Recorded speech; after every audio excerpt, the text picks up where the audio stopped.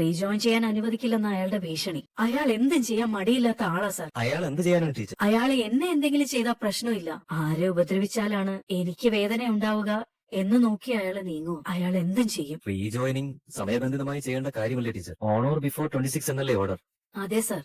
അത് കുറച്ചൊന്ന് നീട്ടിവെക്കാൻ പറ്റിയ. ഇത് ഡേറ്റ് ഇട്ട ഒരു ഓർഡർ അല്ലേ ടീച്ചർ? ഡേറ്റ് മാറണമെങ്കിൽ തന്നെ വേറൊരു ഓർഡർ വേണ്ടി വരും. നീ എത്ര തവണ ഡേറ്റ് മാറ്റും? ആ ഒരു സ്കൂൾ നിനക്ക് വേണ്ടി കാത്തിരിക്കുകയല്ലേ, അന്നേരം ഓരോ മുട്ടാപ്പോക്ക് പറയുന്നു. കോടതി വിധി പാലിച്ച് മുന്നോട്ട് പോവുകയാണല്ലോ ടീച്ചർ നമ്മൾ ചെയ്യേണ്ടത്. അതിനാര് തടസ്സം നിന്നാലും നമ്മൾ നിയമപരമായി തന്നെ നേരിടും. ഇതിപ്പോ ടീച്ചറെ ജോയിൻ ചെയ്യിച്ച് ഞാൻ കൺസേൺ അതോറിറ്റിയെ ഇൻഫോം ചെയ്യണ്ടേ?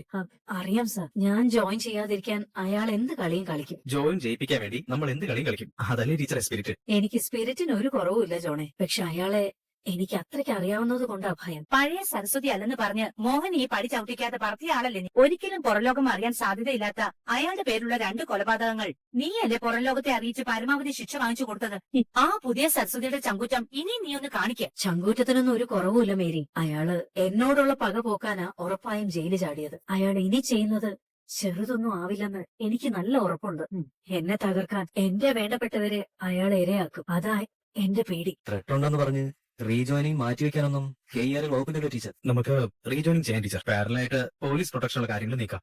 ജോണെ, എന്റെ സുരക്ഷ അല്ല പ്രശ്നം. ഞാനുമായി അടുപ്പമുള്ള ആരെ അയാള് ടാർഗറ്റ് ചെയ്യാന്ന് പറയാൻ പറ്റില്ല. എടി, നീ ആവശ്യമില്ലാതെ എന്തൊക്കെയോ ചിന്തിച്ചു കൂട്ടുന്നുണ്ട്. അതാ ഇപ്പോഴത്തെ പ്രശ്നം. ഞാൻ ഏതായാലും ശിവരാമേട്ടനോട് നിന്നെ ജോയിൻ ചെയ്യിപ്പിക്കാൻ വരാൻ വിളിച്ചു പറയുന്നുണ്ട്. ടീച്ചർ ധൈര്യം ഇരിക്കുക. ഇതിനായിട്ടല്ലേ നമ്മൾ ഇത്രയും ലീഗലി ഫൈറ്റ് ചെയ്തത്. അതേന്നെ, വേറൊരു ചിന്തയും വേണ്ട ടീച്ചറെ. എത്രയും പെട്ടെന്ന് റീജോയിൻ ചെയ്യാനുള്ള കാര്യങ്ങളും സ്കൂളിന്റെയും നാടിന്റെയും പൂർണ്ണ പിന്തുണ ടീച്ചർക്കൊപ്പം ഉണ്ട്. ശരി സർ. ആനന്ദിന്റെ ബ്രദറാണല്ലേ? അതിനകത്ത് ഇപ്പോ ചെറിയൊരു വീയുമാണ്. എന്താ സന്തോഷിനെ പറ്റി? 1 വർഷം ആവുന്നേ ഉള്ളൂ സന്തോഷിന്റെ വിവാഹം കഴിഞ്ഞിട്ട്. പക്ഷേ അത് വിജയിച്ചില്ല. അത് മ്യൂച്വൽ ഡിവോഴ്സിലേക്ക് പോയി. അതിന്റെ പ്രോസസ്സുകൾ നടക്കുന്നു. കുട്ടിക്കാലത്ത് സന്തോഷം എങ്ങനെയായിരുന്നു? വളരെ പാവം കുട്ടിയായിരുന്നു സർ. ആരെന്ത് പറഞ്ഞാലും കേൾക്കും. യാതൊരു നിർബന്ധവും ഇല്ല, ആരോടും വഴക്കിടാറുമില്ല. സന്തോഷിനെ ഒറ്റയ്ക്ക് തീരുമാനങ്ങൾ എടുക്കാൻ അനുവദിച്ചിരുന്നു, അല്ലെങ്കിൽ സന്തോഷിന്റെ വാക്കുകളെ, തീരുമാനങ്ങളെ നിങ്ങൾ അംഗീകരിച്ചിരുന്നു?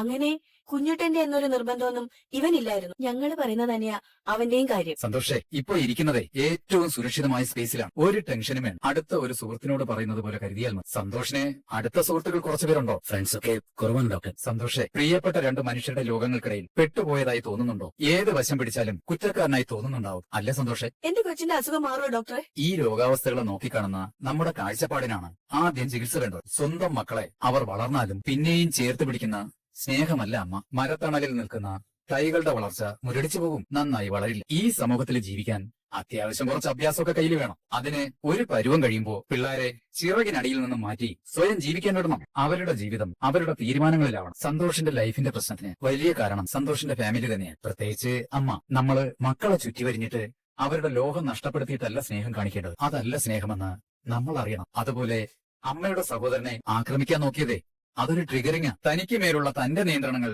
നഷ്ടമാവുന്നു എന്നതാണ് ആ പൊട്ടിത്തെറി. ചില മനുഷ്യരുടെ ഇടപെടൽ ഇപ്പൊ ഇവരിൽ അസ്വസ്ഥതയുണ്ടാക്കും. അത് നമ്മൾ ശ്രദ്ധിക്കണം.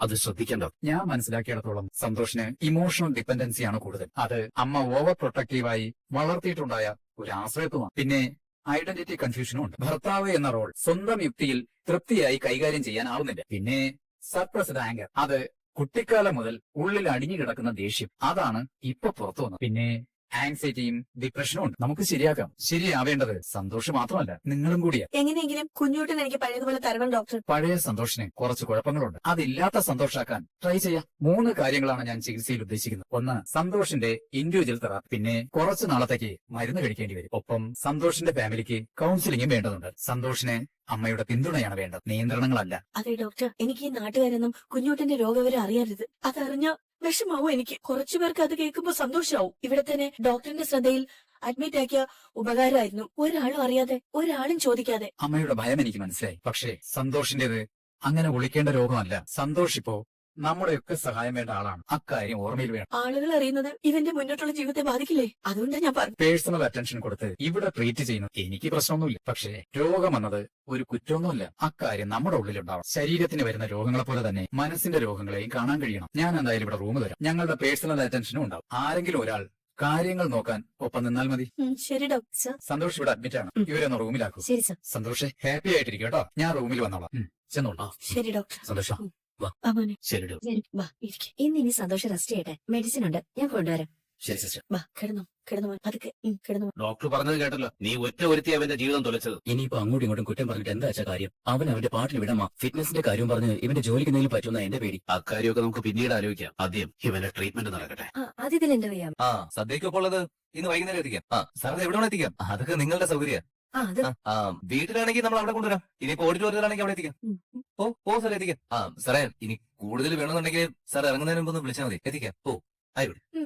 ഇപ്പൊ മഹേഷ് പിടിക്കുന്ന ഓർഡർ കാര്യമായിട്ട് കൂടിയിട്ടുണ്ട്. ഓക്കെ സാർ, ഓക്കെ, ഞാൻ എത്തിക്കാം.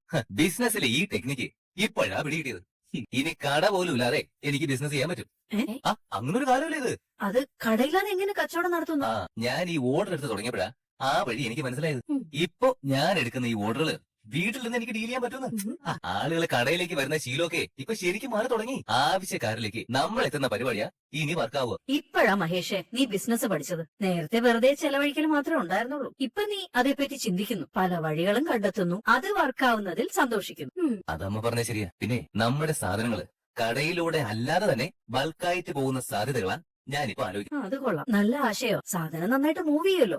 കുറെ കല്യാണ ടീമുമായിട്ട് ബന്ധപ്പെട്ടിട്ട് ഈ ഉപ്പേരിയും ചിപ്സിനൊപ്പം സദ്യയിൽ നമ്മുടെ ഉണ്ണിയപ്പം കൂടി വെക്കുന്ന പരിപാടി ഞാൻ സെറ്റാക്കിയിട്ടുണ്ട്. അമ്മേ, അത് ട്രെൻഡ് ആയാലേ ഒരു കല്യാണത്തിന് തന്നെ ഒരു 1000 മേൽ ഉണ്ണിയപ്പം പോകും. അതിലൊന്നാ ഇന്ന് വൈകുന്നേരം ഞാൻ ഡെലിവറി പറഞ്ഞിരിക്കുന്നു. അപ്പോ അമ്മേ, ഇനി നമുക്കൊരു ഡെലിവറി ബൈക്ക് കൂടി വേണം. അതിപ്പോ കുഞ്ഞിയുടെ വണ്ടി ഉപയോഗിക്കാമല്ലോ. തൽക്കാലം മതി. പക്ഷേ എന്നാലും നമ്മുടെ ഡെലിവറി സംവിധാനം ആക്റ്റീവാക്കും. അത് നീ എന്താന്ന് വെച്ചാൽ നോക്കിയിട്ട് ചെയ്യും മഹേഷേ. അത് ചെയ്യാം. പിന്നെ നമ്മുടെ മധുരം കേക്കിനെ ഇപ്പൊ നല്ല ഡിമാൻഡ്. ഞാൻ കുറച്ച് ക്രിസ്ത്യൻ മാരേജിലേക്ക് കേക്കിന്റെ ഓർഡർ സെറ്റ് ആക്കിയിട്ടുണ്ട്. നിന്റെ കയ്യിൽ ബേക്കറി ഇരുന്നതിലും ആത്മാർത്ഥത ഇപ്പൊ നിനക്കുണ്ട്. ഇഷ്ടത്തോടെ അറിഞ്ഞ് ബിസിനസ് ചെയ്താൽ അതിന്റെ ഫലം ഉറപ്പായും കിട്ടും. പഴയതുപോലെ അല്ല ടീച്ചറെ. ടീച്ചർ വന്നതിന്റെ ഐശ്വര്യം ചിട്ടയും നമ്മുടെ ബേക്കറിക്കുണ്ട്. അതെ ഓമനാമേ, എന്തോ ശമ്പള ദിവസം എന്നെ ഇങ്ങനെ പുകഴ്ത്തിയെന്നും പറഞ്ഞേ ഇൻസെന്റീവ് ഒന്നും കിട്ടില്ല കേട്ടോ. അയ്യോ, ഓമനമ്മയ്ക്ക് പണിക്കാശ് മാത്രം മതിയേ. ഞാനുള്ള കാര്യമാ പറഞ്ഞത്. നമ്മുടെ പഴയ മുതലാളി മാറിയില്ലേ? നന്നായിട്ട് മാറി. എന്ത് കണ്ടാലും ഓമന ഉള്ളത് പറയും. അല്ല ഓമനെ നിക്ക്, ഞാനേ ശമ്പളം ഒന്ന് തരാം. ആ മനുഷ്യ നീ പോലടാ, നിക്ക്, നിനക്കും തരാം. എണ്ണി നോക്ക്. എനിക്ക് എണ്ണാനൊന്നുമില്ല, അങ്ങുണ്ടാവും. അതെനിക്കറിയാം. അതല്ല, കാശ് പ്രത്യേകിച്ചും നമ്മുടെ കൂലി ശമ്പളവും എണ്ണി തന്നെ വാങ്ങണം. അപ്പൊ എങ്ങനെയാ, ഓക്കെ അല്ലേ?